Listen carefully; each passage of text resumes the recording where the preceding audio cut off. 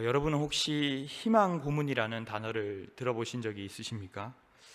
애초에 전혀 보지도 못하고 가질 수도 없다고 한다면 최소한 미련은 갖지 않을 텐데, 잡힐 듯이 가까이에 있고 또 가질 수 있을 거라는 희망을 가지고 있었는데, 사실은 실제로는 가질 수 없을 상태를 바로 빗대어 만들어진 용어입니다.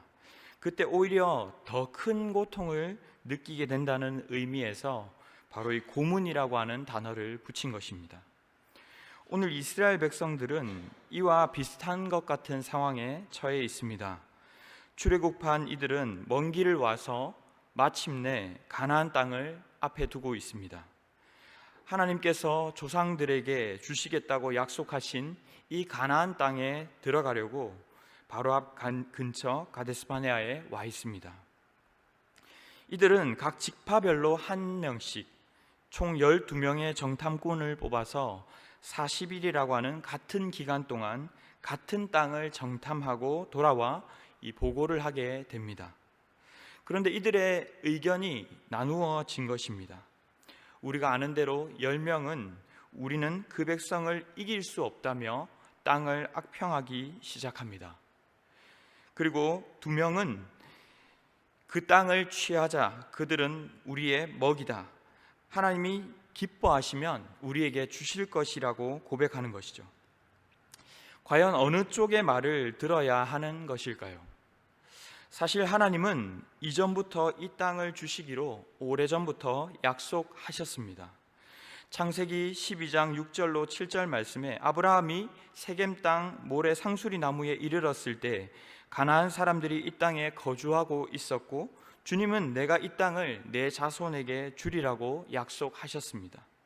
13장 7절에서도 24장 7절, 26장 3절, 35장 12절 등 주님은 여러 번 약속하셨던 땅입니다.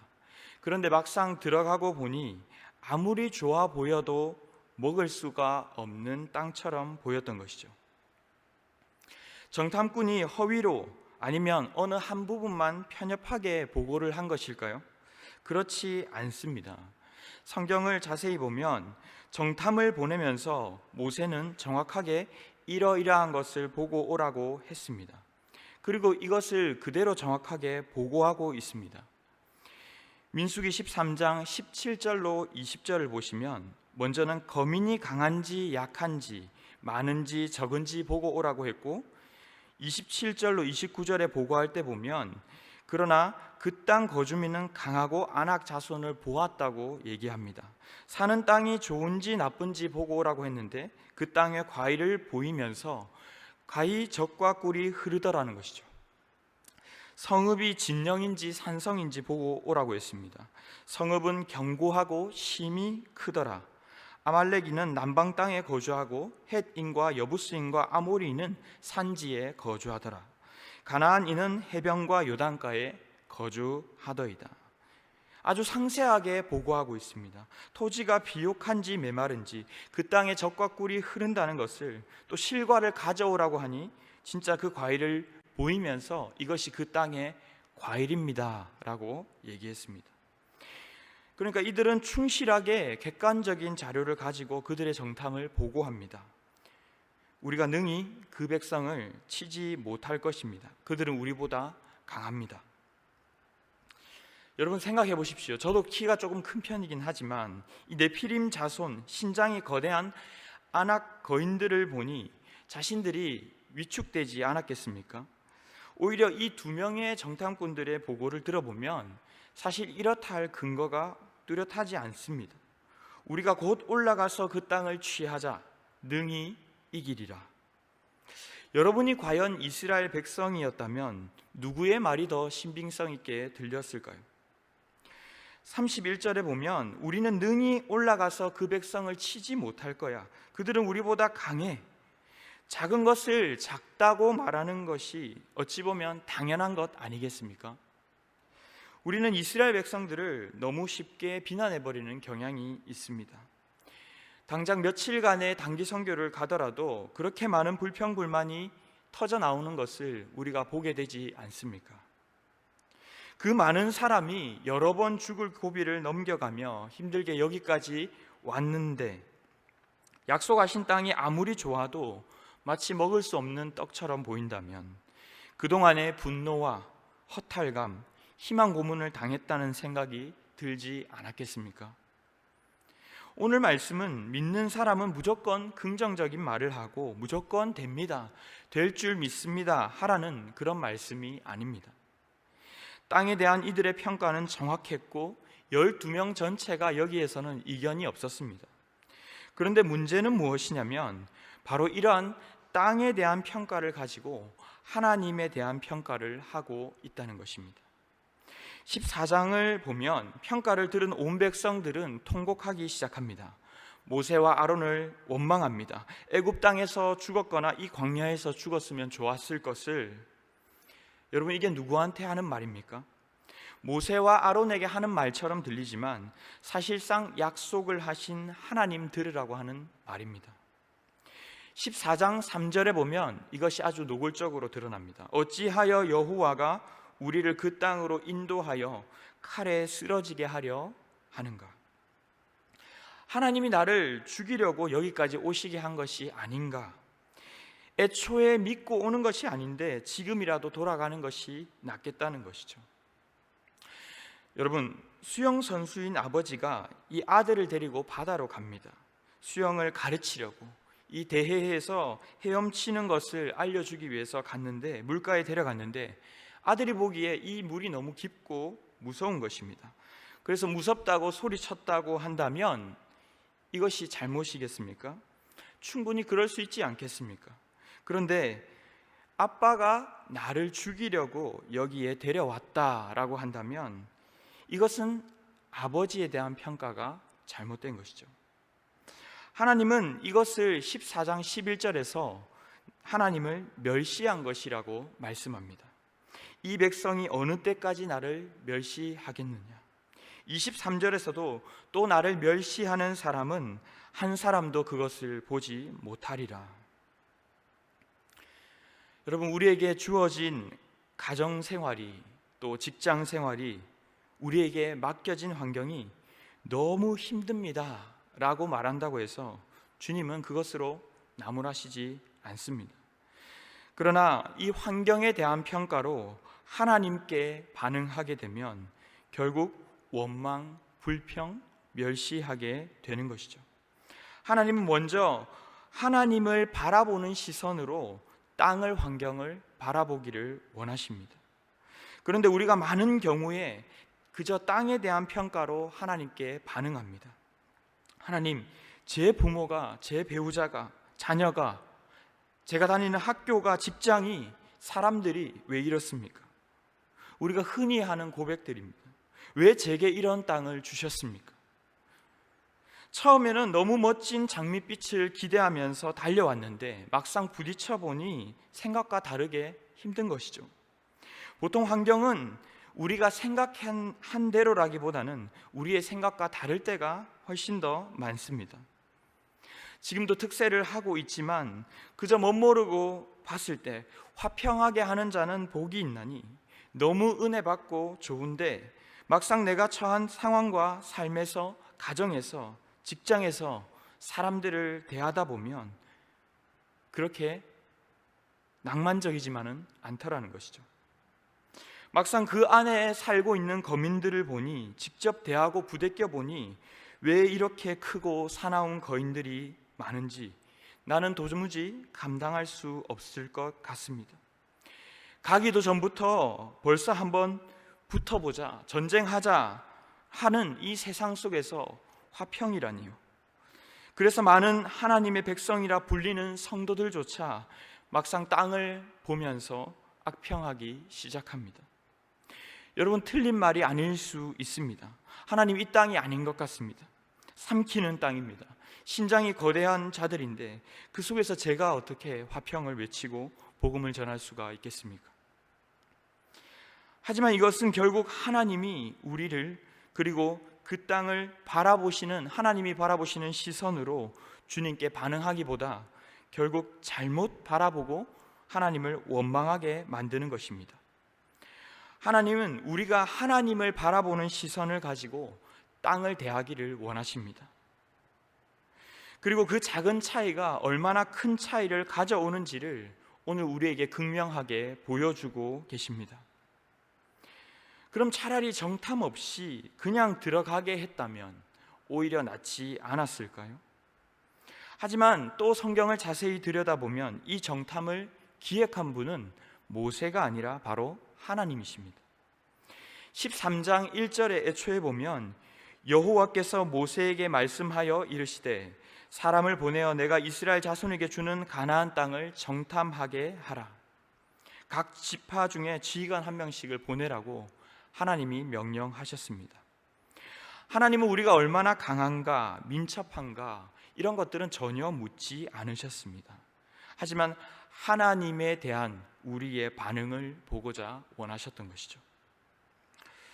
저는 목사 안수를 받고 한 1년 정도를 더 있다가 동기들에 비해서 비교적 늦게 결혼을 했습니다. 그런데 제 아내는 대학도 채 졸업하지 않은 대학교 4학년에 일찍이 결혼하게 되었습니다. 대충 짐작하시죠? 네. 도둑질하지 말라는 계명을 어겼습니다.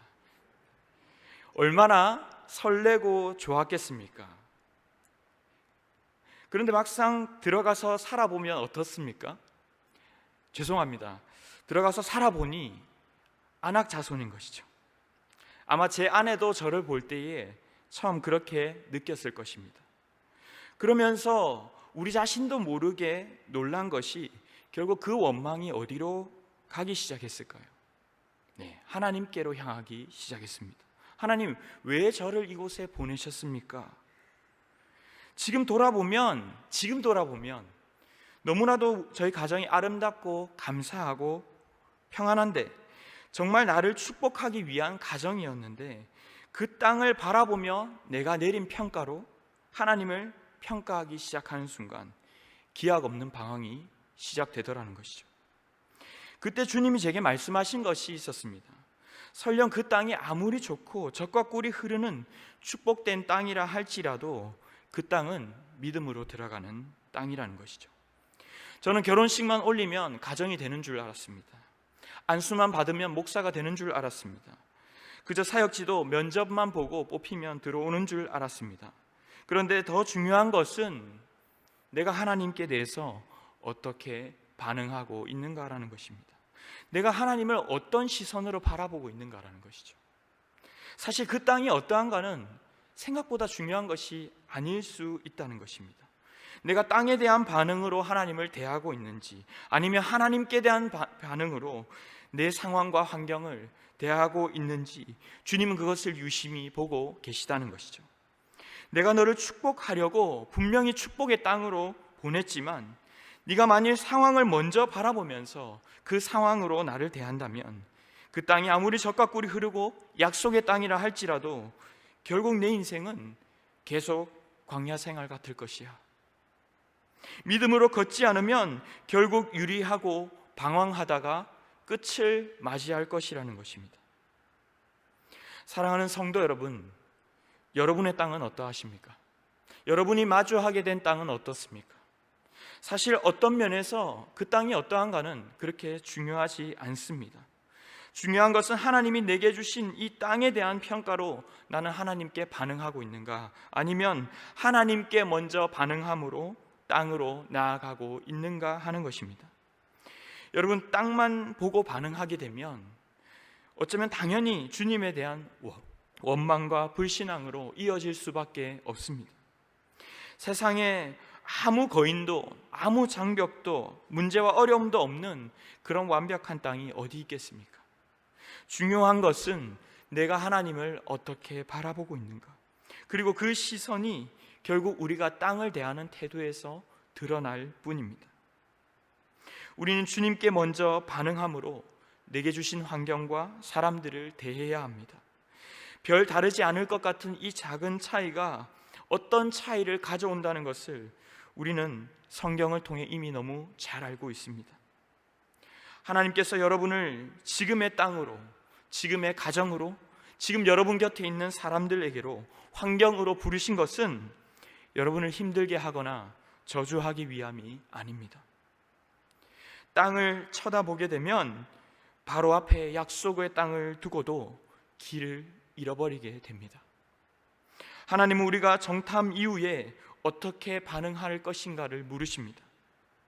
때로는 그 땅이 척박하고 힘들어 보인다 할지라도 우리가 믿음으로 나아간다면 사막과 같은 땅이라도 옥토로 변화시키실 줄 믿습니다. 말씀을 맺겠습니다. 하나님은 우리에게 소망을 주시는 분이지 우리를 희망 고문하시는 분이 아닙니다. 지금도 여러분을 인도하고 계시는 분이 바로 주님이신 줄로 믿습니다. 하나님은 우리가 생각하는 것보다 훨씬 더 가장 좋은 것으로 주시는 분이십니다.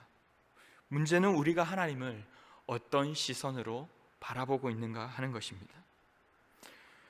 여호수아와 갈렙처럼 하나님을 바라볼 수 있기를 바랍니다. 작은 상황 하나하나에서도 하나님을 믿는 믿음으로 반응할 수 있기를 바랍니다. 14장 7절로 9절 말씀에 이렇게 말합니다. 우리가 두루 다니며 정탐한 땅은 심히 아름다운 땅이라. 8절에 여호와께서 우리를 기뻐하시면 우리를 그 땅으로 인도하여 들이시고 그 땅을 우리에게 주시리라. 9절에 다만 여호와를 거역하지는 말라. 또 그 땅 백성을 두려워하지 말라. 그들은 우리의 먹이라. 그 이유가 무엇입니까? 그들의 보호자는 그들에게서 떠났고 여호와는 우리와 함께 하시느니라. 이 시간 오늘 주신 말씀을 기억하면서 다 함께 찬양하기를 원합니다.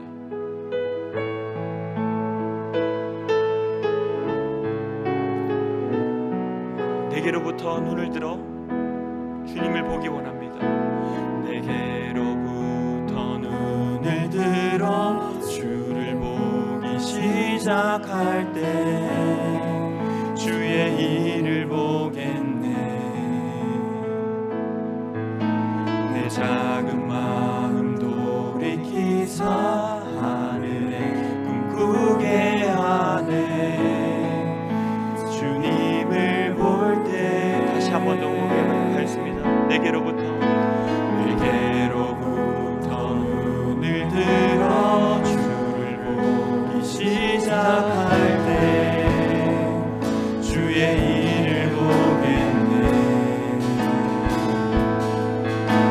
내 작은 마음 돌이키사 하늘에 꿈꾸게 하네. 주님을 볼 때 모든 시선을 주님께 드리고 살아계신 하나님을 느낄 때 내 삶은 주의 역사가 되고 하나님이 일하기 시작하네. 성령이 나를 변화시키십니다. 성령이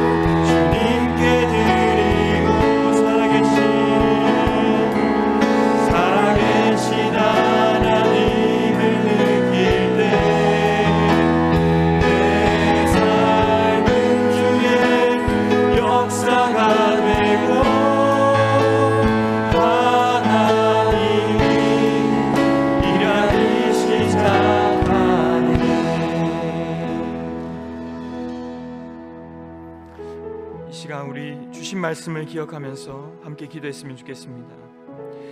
땅을 바라보며 원망 불평하는 삶이 아니라 믿음의 눈으로 땅을 바라보는 자들이 되게 하여 주시옵소서. 보이는 것을 따라 살아가지 않고 보이지 않는 주님의 계획을 신뢰하며 믿음으로 걸어가는 저희가 되게 하여 주시옵소서.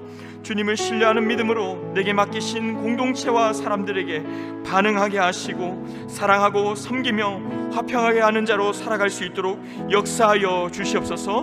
말씀을 기억하며 우리 시간 함께 기도하도록 하겠습니다. 사랑의 주님, 아버지 감사합니다.